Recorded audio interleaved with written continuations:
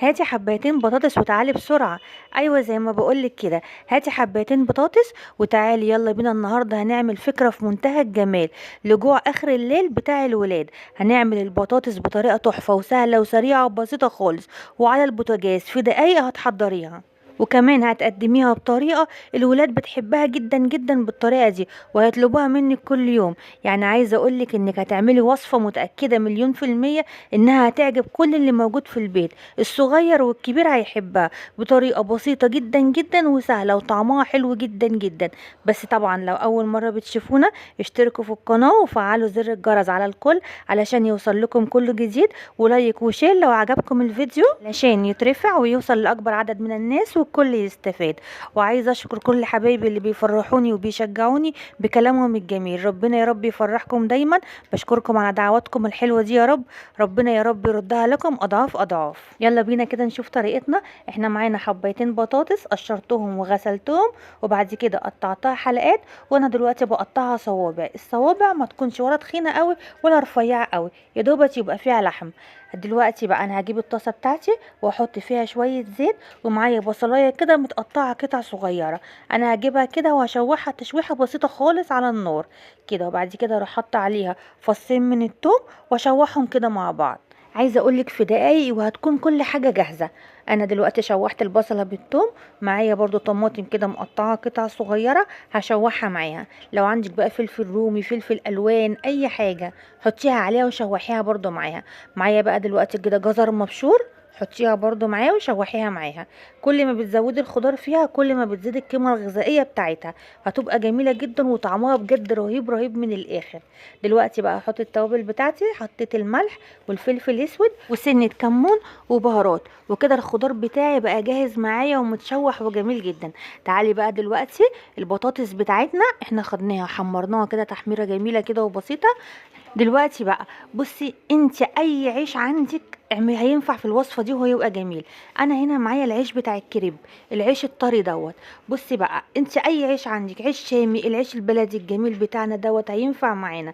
انا معايا العيش بتاع الكريب كده خدته، طبقته كده اهوت عشان لو في اي قطعات او اي حاجه، لان هو بيبقى خفيف جدا وبيبقى من السهل ان هو يتقطع في ثواني. انا خدته كده اهوت، هو اللي كان متوفر عندي، عملت بيه الوصفه دي وبقى جميل جدا. اخدته طبقته كده اتنين نصين كده مع بعض علشان لو في اي قطعه زي ما قلت لك او اي حاجه ما ينزلش منها الخضار. انا اخدته كده اهوت، حطيت طبقه من الخضار اللي احنا عاملينه الجميل دوت من تحت، وحطيت عليه البطاطس المحمره بتاعتنا، واي صوص عندك متوفر حطيه عليها. انا حطيت عليها صوص الطحينه اللي احنا عملناه مع بعض في الفيديو اللي فات، الطحينه اللي عملناها بالسمسم وكانت جميله جدا. انا هسيب لك الفيديو بتاعها في اول تعليق مثبت. هتحطي بقى اي صوص عندك، صوص مايونيز، كاتشب، الطحينه كله هيبقى حلو وجميل جدا. حتى لو مش متوفر الصوص هي برضه هتبقى حلوه وجميله جدا، لان الخضار اللي احنا عاملينه منزل صوص كده بتاع الطماطم وطعمه جميل وحلو جدا. بعد ما حطيت الحشوه بتاعتي كده اهوت، خدت العيش بتاعي ولفيته رول كده زي ما قلت لك. اي عيش متوفر عندك هيبقى جميل جدا في الوصفه دي وهيبقى حلو. حتى لو انت عندك العيش البلدي العادي خالص حطيه في قلبيها من غير ما تفتحيه. انت هتعامليه معامله الحواوشي بالظبط، هتفتحيه فتحه من الجنب كده وتحطي الحشوه بتاعتك في قلبيها، هيبقى بجد خطير جدا وطعم حلو قوي قوي قوي. برضو بالعيش البلدي هتنفع الوصفه وهتبقى جميله. شوفوا شكله دلوقتي بقى عامل ازاي. يلا بينا كده دلوقتي نشوف الخطوه اللي بعدها. دلوقتي بقى انا هجيب الطاسه بتاعتي واحط فيها شويه زيت كده اهوت وهمسحها بالفرشه. هي يا دوبك معلقتين زيت صغيرين خالص، مش هتاخد مننا زيت كتير. هنسخن بس الطاسه كويس، وبعد كده هنزل فيها بقى بعد ما سخناها بالسندوتشات بتاعتنا كده. بس هحطها من الناحيه اللي هي مفتوحه، هخليها من تحت. اول ما بتاخد السخونيه هي بتتقفل لوحدها. اي فتحات بتكون في العيش بتتقفل لوحدها تماما. هنشوفها دلوقتي مع بعض. هنحط كده العيش بتاعنا في الطاسة وهنبتدي نقلب عليه من جميع الجوانب.